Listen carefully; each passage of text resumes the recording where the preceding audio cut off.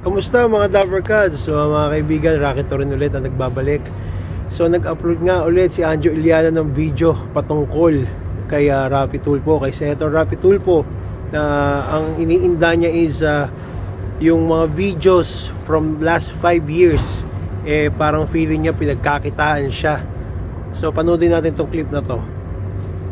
Wala pong script to.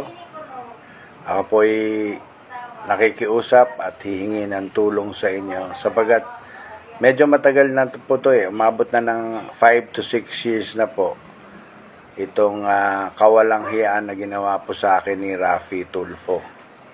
Sinira ang aking pagkatao, sinira ang aking pangalan, sinira ang aking puri, reputasyon, sira, at higit sa lahat ang mga kaibigan ko at mga may kilala sa akin, ang alam nila, scammer ako.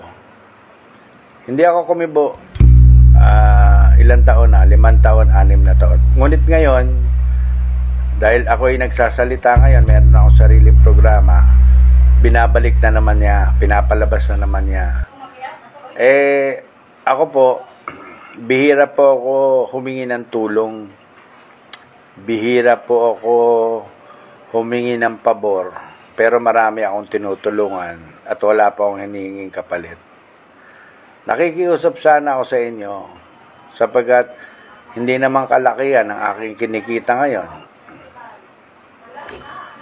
Ako po'y nakikiusap, baka meron po kayong mabuting puso, gininto ang puso, at kayo po ay isang abogado na pwedeng ipanglaban kay Raffy Tulfo doon sa mga ginawa niya sa akin na paninirang puri at pinagkakitaan ako ng gusto ng 6 na araw. Isipin mo, per views 10 million, 20 million, FB, TikTok, pinagkakitaan lang po ako, pero okay lang yung kita. Ang masakit po doon yung sinira yung pangalan ko na matagal kong inalagaan.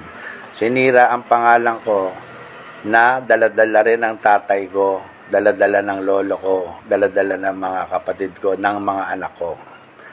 Kaya ako po'y nananawagan sa inyo, kung pwede nyo po akong tulungan, nasampahan po ng kaso itong si Senator Raffy Tulfo. Andyan po, mapapanood nyo po dyan, hanapin nyo kay Auntie Claire, pinaliwan kay Attorney Labayen. Hinimay po nila na mali ang ginawa ni Attorney ni Raffy Tulfo. Mali po yung ginawa sa akin. Ako po ay sinintensyahan na hindi naman po siya judge.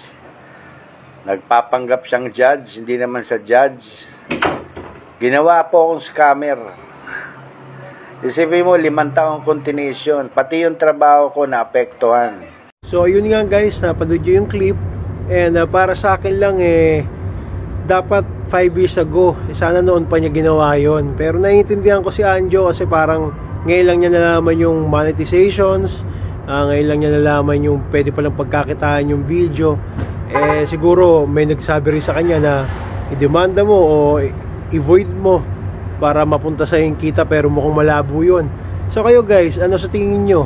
You can write your comments down below para malaman natin ang thoughts nyo.